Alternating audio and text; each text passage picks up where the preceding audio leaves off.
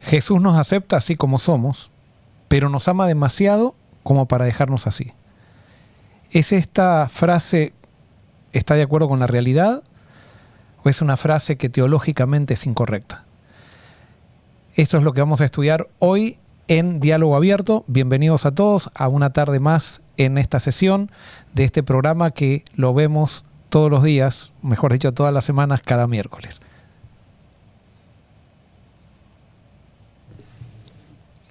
Estoy aquí en la mesa con mis compañeros, Denar, Sami y Angelo. O sea, ellos se ríen siempre quizás por el hecho de que a veces me olvido los nombres. O sea, yo soy una persona que no puedo caminar y comer chicle a la vez. Entonces estoy con muchas cosas en la cabeza y se me olvidan hasta los nombres de las personas más queridas cuando estoy en estas situaciones.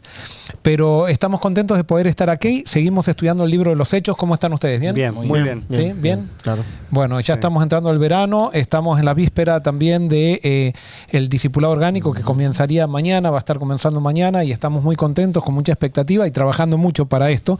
Pero entonces, como ustedes lo saben, estamos estudiando el libro de los Hechos. Habíamos dejado a Pablo en la ciudad de Éfeso, donde Pablo estaba sacando demonios y entonces unos hijos de un sacerdote decidieron hacer lo mismo en el nombre de Jesús. Y entonces cuando el demonio se encontró con estas personas, les dijo a estas personas: a Pablo conocemos, a Jesús también, pero ¿ustedes quiénes son? Y entonces estos demonios saltaron encima de ellos y les hicieron daño. Y bueno, y eso hizo que todo Éfeso de alguna manera quede sorprendido de lo que pasaba y comenzó a hacer, digamos, lo que Pablo estaba haciendo, comenzó a estar en boca de todos. Entonces, en ese contexto vamos a ver lo que pasa ahora, que está en Hechos capítulos 19, versículos 18 en adelante, 18 al 22. ¿Qué es lo que dice? Pero oramos primero. Perdón, sí. ¿Querés orar? Es que como oramos antes del programa, siempre nos confundimos después en el programa, pero durante el programa en el aire no hemos orado. Así que aprovecho a orar. Dale, gracias.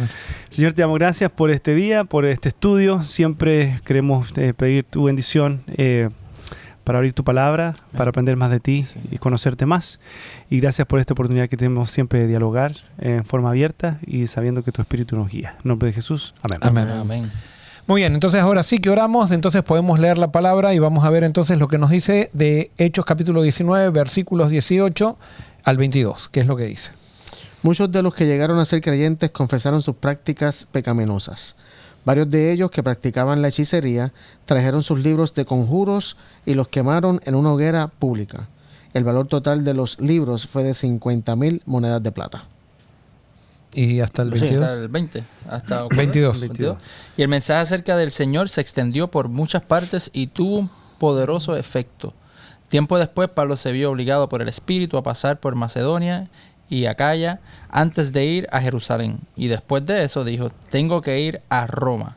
Envió a sus 2 asistentes, Timoteo y Erasto, a que se adelantaran a Macedonia, mientras que él se quedó un poco más de tiempo en la provincia de Asia. Muy bien, entonces estos son los versículos que vamos a analizar hoy. Y entonces lo que me quiero detener es en el versículo 18, en la primera frase. Dice: muchos de los que habían creído venían confesando y dando cuenta de sus hechos. O sea, ¿qué es lo que nos está diciendo este versículo? Y entonces vuelvo a repetir la frase que dije al principio. Jesús, yo esto lo leí en un bumper una vez en un, como se dice, en la parte de atrás de un auto, que decía: Jesús te ama así como eres, pero te ama demasiado como para dejarte así. ¿Es verdadera esta frase o teológicamente es incorrecta? ¿Qué les parece? Yo estoy de acuerdo. Yo pienso que para mí es imposible conocer a Jesús y que no haya transformación. Yo no creo que eso sea posible. A ver, lee la frase otra vez. Jesús te ama así como sos, pero te ama demasiado como para dejarte así. Bueno, si no fuera cierto, Jesús no habría venido tampoco. ¿Por qué? Porque nos habría dejado así. Claro. Sí, entonces te ama tanto que no puede dejarte así. Claro, o sea, te da la oportunidad de... A veces cuando se escucha esta frase hay personas que dicen: no, pero Dios nos ama incondicionalmente y por lo tanto Él no te pide cambiar para amar. No, claro, y es que la frase no dice que Dios lo está pidiendo. Correcto. O sea, Dios para mí, amarte, exacto. lo que quiere Dios es cambiarnos porque Él sabe que como estamos no vamos a ser felices. Correcto. El problema no está en que Dios nos ama por cómo estamos, sino que nosotros no podemos amar a Dios o no podemos crecer en la relación con Dios, que es lo que realmente nos da satisfacción para poder amar y para poder realmente crecer en la vida. Claro. Sí, es como tener una amistad que uno valora realmente a alguien que también te puede decir cuando está haciendo las cosas mal. Y eso es por amor. O sea, si yo estoy con alguien que solamente está aplaudiéndome todo lo que yo hago y estoy haciendo ridículo y no tiene el amor suficiente hacia mí para decir, mira, estás haciendo ridículo, eso no está bien, y lo hace con amor, eso es una buena amistad. Oye, yo también lo veo con los hijos, ¿viste? Uno ama mucho a los hijos, pero no por eso va a dejar que hagan lo que quieran sin uno al menos decirle, mira, yo siento que esto está mal o esto lo otro, ¿viste? Porque los ama uno lo suficiente como para saber que si siguen tal vez en ciertas ideas o ciertas cosas, les va a ir mal en la vida. O sea, hay una mala comprensión del amor muchas veces, incluso en el cristianismo mismo, porque a veces pensamos que porque Dios nos ama, entonces el hecho de que Dios nos ama incondicionalmente, Dios no va a provocar ningún cambio en nosotros. Es como que Dios acepta nuestra vida y tiene que rebajarse a nuestra vida. Y alguien puede decir, ¿pero que Dios no acepta nuestra vida? Sí, nos acepta con la vida como estamos, pero Él quiere que crezcamos. Entonces, de acuerdo a lo que decía Denar, y ahora hago la pregunta, ¿será entonces que la transformación es la evidencia de que estoy con Cristo? Y si no hay transformación, entonces mi profesión con Cristo es simplemente una profesión y no es palabra nomás. Yo creo que sí, pero ¿cómo definimos transformación? ¿Cuándo pasa? ¿Cuán rápido? ¿Cuán lento? Yo creo que, o sea, si yo conocí a Dios hace 10 años y 10 años después estoy igual, creo que hay un problema. Pero si hubo un cambio, aunque sea mínimo, o sea, digamos, y no sé, capaz que ustedes estén en desacuerdo, pero para mí, 1% de diferencia en 10 años es mejor que 0%. Ahora, ¿el cambio que hace Cristo es constante o es esporádico? Es que yo creo que el cambio también depende de mí. ¿Cuánto yo permito que Él me transforme? Ajá, ¿es constante o es esporádico? Yo creo que es constante y todo, que Dios está constantemente. O sea, Él es constante, sí. Es siempre que es como una planta. Siempre que brotó la planta y está expuesta a la naturaleza, digamos, a los elementos de la naturaleza, la planta está creciendo constantemente, por más que no lo notamos. Claro. Pero continuamente está creciendo. Yo estoy con Cristo y continuamente estoy creciendo. Aunque no me doy cuenta. No es que crezco 1% hoy, 2% mañana. No, continuamente estoy creciendo aunque no me dé cuenta. Y hasta las cosas que nosotros hacemos que mal, Dios las utiliza es parte de nuestro crecimiento, es parte de nuestro desarrollo y caminar con Cristo, ¿sabes? Y yo pienso que a veces hasta cuando metemos las patas, Dios va a utilizar eso también para nuestra bendición, para crecer. Creo que cuando tú estás con Jesús, ese caminar es constante, es un elevador. A diferencia de una escalera, tú te caes de una escalera, vuelve otra vez al principio. Con Jesús, tú estás en un elevador, te caes y el elevador sigue. Y te vas a levantar y pero, te paras. Pero a veces no se siente uno como que stuck, como que... No sé si a usted le ha pasado, pero a veces yo me siento como que... Llega un plató, a una meseta. Como que llega un plató y como que no, como me siento, es lo que tú dices, estoy avanzando, pero yo siento que no estoy avanzando. No, y pues, ojo, el hecho de que estar con Cristo continuamente me hace avanzar, no quiere decir que por eso voy a avanzar continuamente, porque ahí sí viene porque yo me puedo resistir a Cristo. Claro. Y cuando me resisto a Cristo, dejo de crecer. Pero entonces cuando dejo de crecer, no es que me tengo que forzar por crecer, sino que lo que tengo que hacer es que perdí el contacto con Cristo, perdí la conexión con Cristo. Y una vez que me conecto con Cristo, nuevamente comienzo a crecer.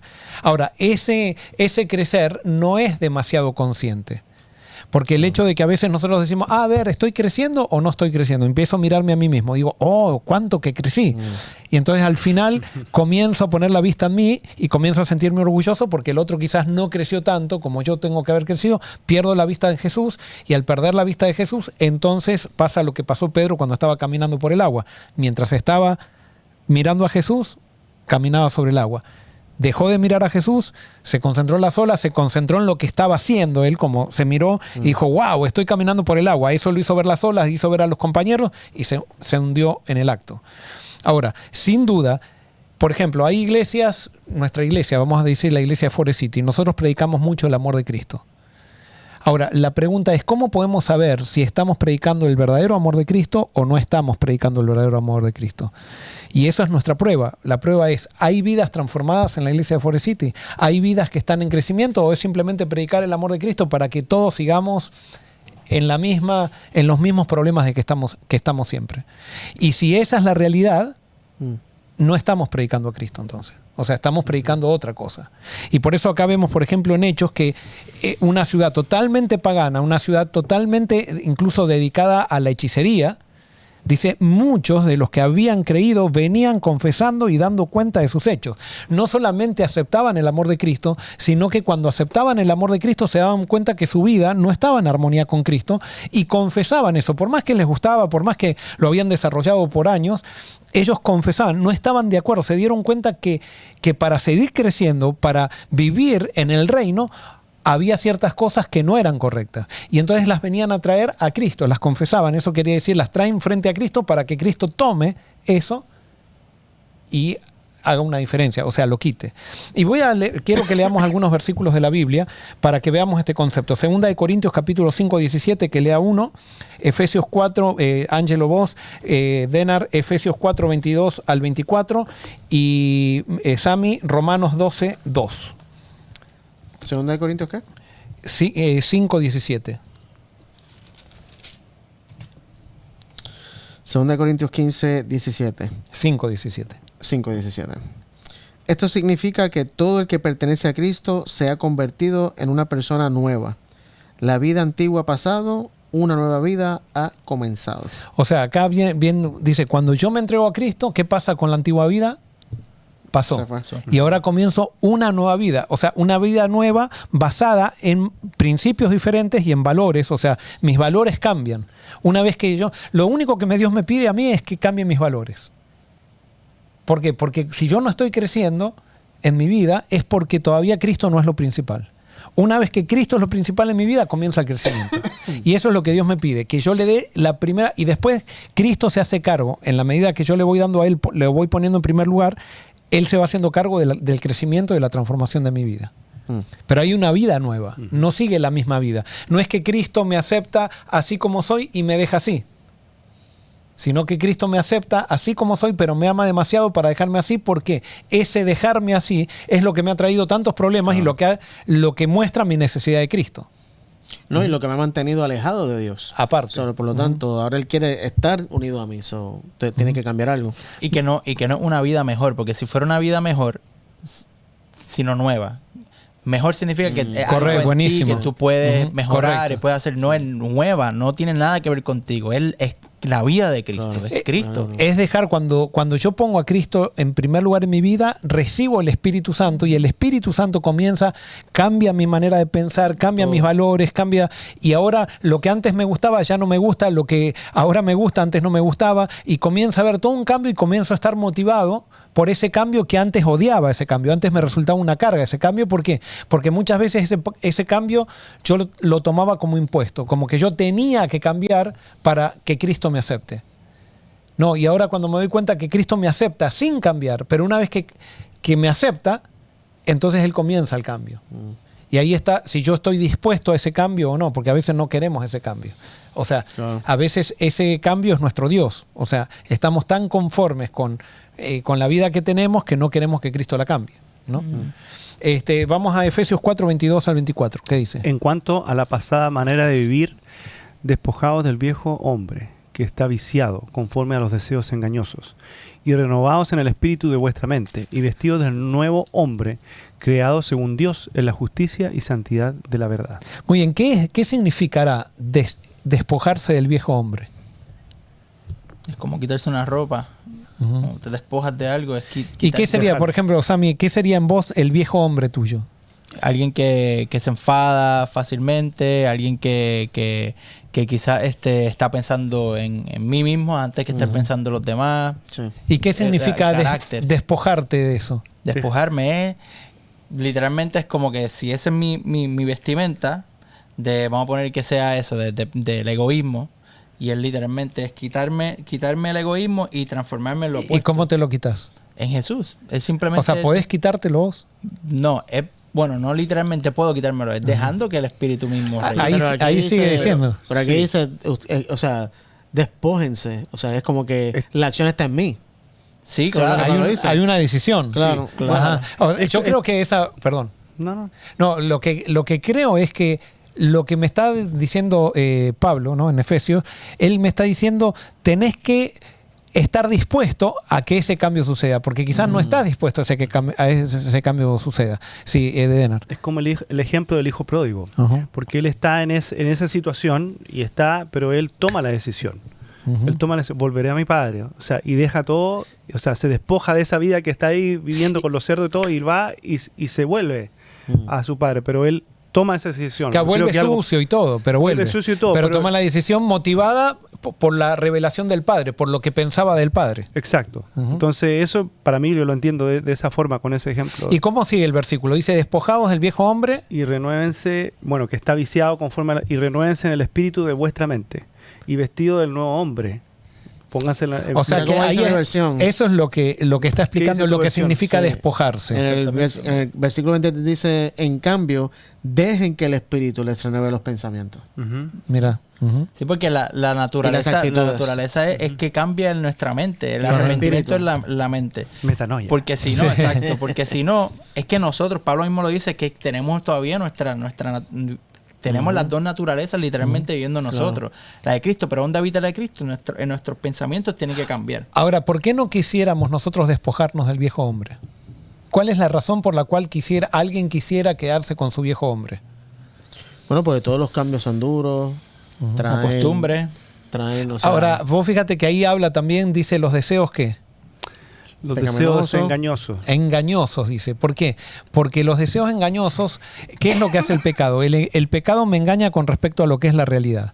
Y el pecado me engaña y me dice, hace esto que es muy bueno y te va a hacer feliz. Y justamente cuando me dice, hace esto que parece bueno, no es bueno eso, pero nuestros deseos les parece. Entonces, a veces no queremos porque si Cristo me va a quitar eso que a mí me parece bueno, entonces Cristo me va a hacer infeliz.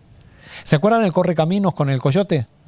Que el coyote siempre pintaba un camino falso o algo por el estilo, y el correcamino, bueno, tenía magia y se metía ahí, pero cuando intentaba el coyote se estrellaba, ¿no? Bueno, lo mismo, Satanás a nosotros, los deseos engañosos, nuestros sentimientos continuamente nos están engañando con respecto a la realidad. Claro. Y entonces ese engaño es, ¿cómo podríamos decir? Los sentimientos son tremendos. Contraponerse a los sentimientos es algo tremendo. Es como Ulises era el que pedía que lo aten con las sirenas cuando venían, la leyenda que dice que estaban las sirenas cantando y las sirenas eran irresistibles. Entonces todos se ponían tapones en los oídos en el barco griego para no escuchar a las sirenas. Pero entonces Ulises dice a mí, o Hércules, no me acuerdo quién era, dice, átenme al mástil del barco y no me pongan los tapones, pero yo quiero escuchar a las sirenas. Entonces, claro, y las sirenas cantaban así, entonces y se mostraban bellas, y cuando el griego iba y quería agarrar la sirena lo mataba, ¿no? Entonces, Ulises o Hércules, ahora hay que estudiar quién era, lo ataron, y entonces él se sacó y escuchó el canto de las sirenas y se volvió casi loco, ¿no? Casi se muere por el canto de la sirena, por estar atado. Wow. Pero yo creo que eso simboliza lo que son los sentimientos. Los sentimientos son los cantos de las sirenas que nos engañan con respecto a lo que es la realidad, y continuamente nos están haciendo desear aquello que nos lleva a la destrucción. Entonces fíjense cómo termina el versículo. ¿Qué dice que debemos hacer? ¿Renovarnos con qué? Con el espíritu. Sí, y vístanse del nuevo hombre. No, pero dice renuévanse. Renueven los pensamientos y las actitudes. Pónganse la nueva naturaleza creada para ser a la semejanza de Dios. O sea, nosotros para que esos sentimientos nos dejen de engañar, necesitamos alimentar nuestra mente con cosas buenas. Y en la medida que vamos alimentando la mente con cosas buenas, esos sentimientos comienzan a disminuir, esos sentimientos engañosos. Es que nuestro cerebro así, estamos acostumbrados, creamos en inglés los pathways, esos que se crean. Al uno estar viviendo de una manera que uno está acostumbrado a seguir los mismos comportamientos, los comportamientos se tienen que cambiar con nuevos pensamientos para crear nuevos pathways, que ¿cómo sería? Vías en nuestro cerebro que sean diferentes, porque estamos acostumbrados. Y eso es una de las cosas creo que también que nos es complicado, porque nos acostumbramos a hacer ciertas cosas y los cambios siempre son complicados, y especialmente en un mundo que está gobernado por la maldad, actuar diferente es bien difícil. Perdonar es complicado, depende de la persona. Hacer algo en tu nueva naturaleza, en un mundo donde es más fácil dejarse llevar, es complicado. O sea, que también a veces conlleva también ese tipo, y no todo el mundo está dispuesto a amar por encima de otra cosa. Y por eso, contestando a la pregunta que tú hiciste, ¿por qué a veces no dejamos que Dios nos haga? Número uno, porque nos gusta lo que hacemos. Aunque nos traiga miseria. Sí, pero nos siguen engañando los sentimientos. Claro, exacto. Aunque nos traigan destrucción, pero seguimos en lo mismo. Y la otra es, como dice Sammy, para mí, naturalmente no nos gustan los cambios, porque el cambio significa algo nuevo que nunca he experimentado. Y eso nuevo a veces nos da miedo. Claro. Aunque sea lo mejor del mundo, pero como es nuevo, tengo cierta, ¿cómo se dice? Resistencia. Exacto, hacia eso. Muy bien, vamos a Romanos 12:2, a ver qué dice. Dice, no imiten las conductas ni las costumbres de este mundo, más bien dejen que Dios los transforme en personas nuevas al cambiarles la manera de pensar. Entonces aprenderán a conocer la voluntad de Dios para que ustedes la voluntad de Dios para ustedes, la cual es buena, agradable y perfecta. Muy bien, entonces ahí nos dice claramente que quién es el que cambia nuestra manera de pensar. Dios. Es Dios. A veces no queremos, incluso estamos tan conformes con nuestra manera de pensar que no queremos ir a Dios. Y a veces estas decisiones son racionales nomás, no podemos esperar a sentir, querer estar con Dios para entregarnos a Dios. Vamos a Dios y Dios comienza a poner esos sentimientos buenos de querer estar con Él, pero a veces lejos no sentimos nada incluso. Los sentimientos nos siguen engañando. ¿Hasta cuándo nos engañan los sentimientos? Hasta que empezamos a cosechar las consecuencias de nuestras malas decisiones, y ahí cuando aparece el dolor nos hace dar cuenta de que esto quizá no era lo mejor. Y no es que Dios manda el dolor, sino que el dolor es la consecuencia de irme de los caminos. Es como el coyote con el correcamino, que le pintaba un camino donde no era, y después querían ir por ese camino y se estrellaban. Entonces, a veces por eso necesitamos ser racionales con esto. No podemos esperar a sentir para ir a Dios. Tenemos que ir a Dios porque tenemos que ir, punto. Y vamos, y Dios nos cambia, nos da el sentimiento, nos da el deseo, nos cambia nuestra mente para ver la vida como realmente es. Entonces, ¿es correcta la frase Jesús te ama así como eres, o te acepta así como eres, pero te ama demasiado como para dejarte para mí, sí. así?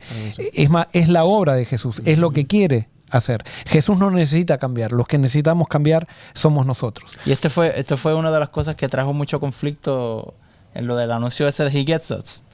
Que te acuerdas que habíamos hablado de que se veía a alguien lavándole los pies a pecadores, homosexuales, a drogadictos, y muchos de los cristianos se molestaron porque decían, es que eso no es el evangelio, que Dios no te deja así, que están aceptando el pecado. Y entonces ahí es que va la tú sabes, porque en cierto aspecto sí Dios te acepta tal y como tú estás, pero en ese momento que tú te entregas al Señor o tienes ese encuentro, hay una transformación que va sucediendo, la obra del Espíritu Santo que va es como esta Makeover se llamaba. Ese programa Extreme Makeover, que te entregaban una casa vieja y te daban una casa nueva. Imagínate que venga un programa que le entregas una casa vieja, pasa un mes y llegan las personas y le muestran y la misma casa vieja y peor todavía. O sea, ese programa no hubiera tenido ningún sentido. Entonces, lo mismo pasa con Cristo. Hay gente que piensa que Cristo te acepta así como es y es para quedarte así, o sea, y pasan 2 meses, 4 meses, 1 año y seguís igual. No. Y no es que Dios te pide cambiar, sino lo que Dios quiere es cambiarte, porque nosotros ninguno tiene la imagen de Dios. Y nuestra felicidad está en relacionarnos con Dios. No hay otra manera de conseguir felicidad. Hasta ahora no hemos encontrado ninguna persona que sin Dios pueda ser feliz. Y alguien puede decir, es muy radical. Y alguien puede decir, pero ¿cómo? Los que van a la iglesia... No es que yo vi un montón de gente infelices que van a la iglesia. Justamente, es que lo que siempre también enseñamos, es que ir a la iglesia no te hace estar con Dios. Yo puedo ir a una iglesia toda mi vida, ir a un templo toda mi vida y no estoy con Dios. Ahora, toda persona que se encontró con Cristo y vivió de acuerdo a los parámetros de Cristo, no los parámetros de una institución religiosa, sino a los parámetros de Cristo, esa persona realmente llega a experimentar felicidad. Cuando una familia entra de los parámetros de Cristo, esa familia comienza a experimentar felicidad. Cuando yo tengo un enemigo, o sea, y con mi enemigo entramos en los parámetros de Cristo, comenzamos a experimentar felicidad y paz, ¿no?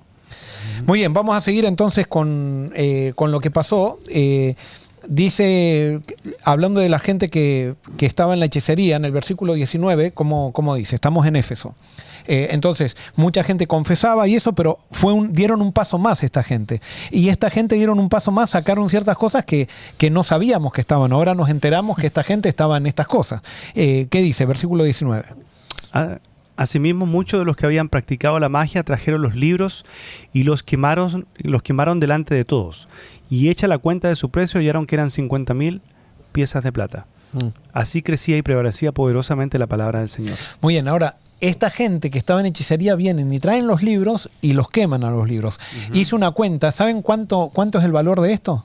Hoy sería... monedas de plata. Sí, hoy serían $5 millones. Wow. ¿En serio? Sí, o sea, porque una moneda de plata era el salario de un día.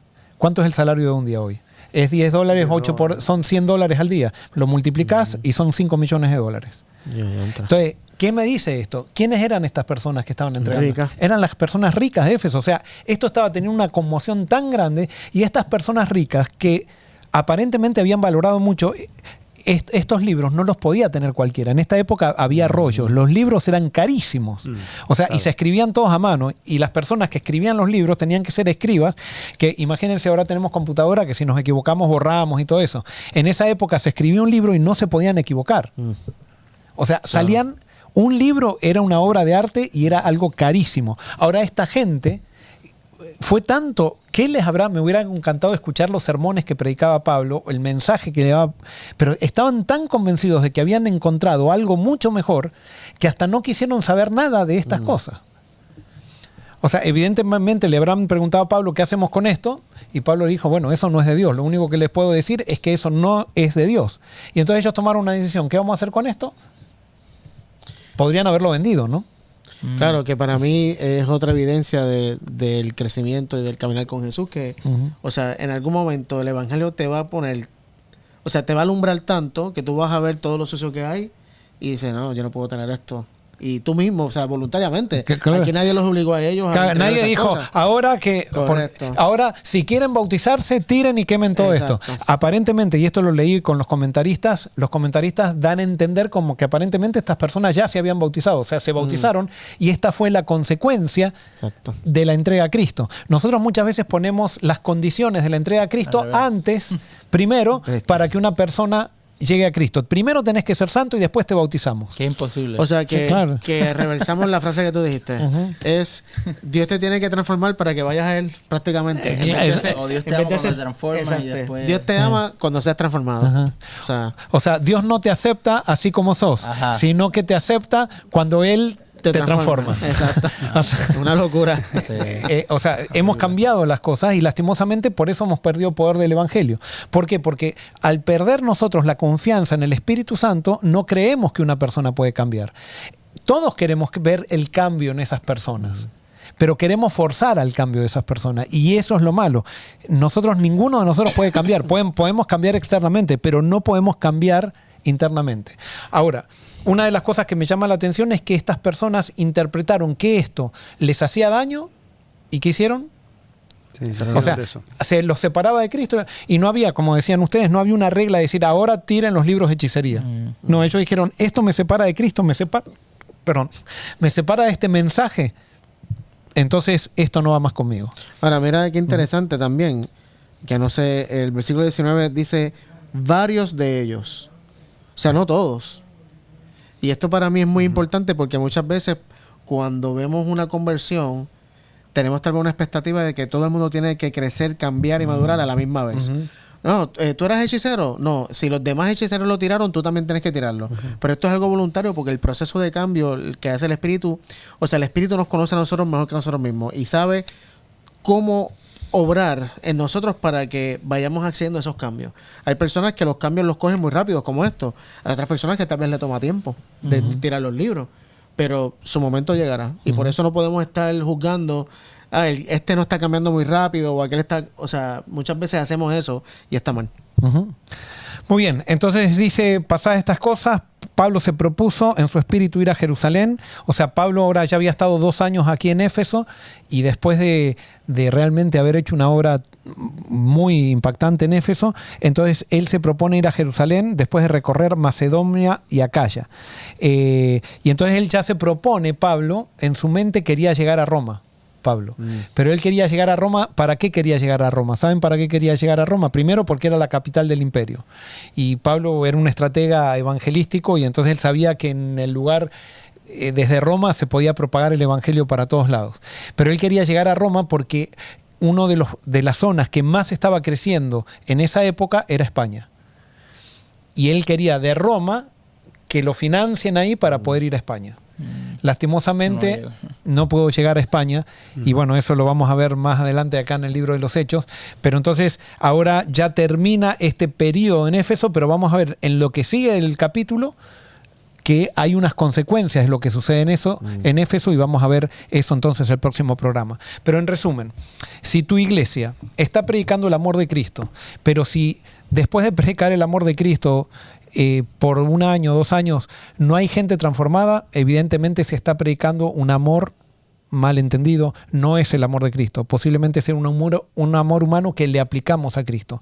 Donde Cristo está, hay transformación. Donde Cristo está, hay cambio. Como decía Ángelo, no cambiamos todos al mismo tiempo, pero todos vamos cambiando, todos vamos creciendo, todos vamos dejando atrás la antigua vida para entrar en esa nueva vida que es la vida en Cristo. Vamos a terminar entonces con una oración. Ángelo, ¿podrías orar? Sí, con gusto. Padre que estás en el cielo, gracias por los cambios que haces en nuestra vida, por tu transformación, por tu espíritu, que es el que nos capacita y nos hace esas nuevas criaturas que somos en ti. Así que gracias por eso, te pedimos una bendición para todos nosotros, que nos sigas llenando cada día de ese espíritu y que cada día nos hagas susceptibles a los cambios que haces, que no nos resistamos a ese cambio y que podamos reflejarte a ti y poder cumplir los propósitos que tú tienes para nuestra vida. Te lo pedimos en el nombre de Jesús. Amén. Amén. Amén. Gracias por estar con nosotros. Sigamos conectados a toda la plataforma de Forest City y recuerde que somos movimiento.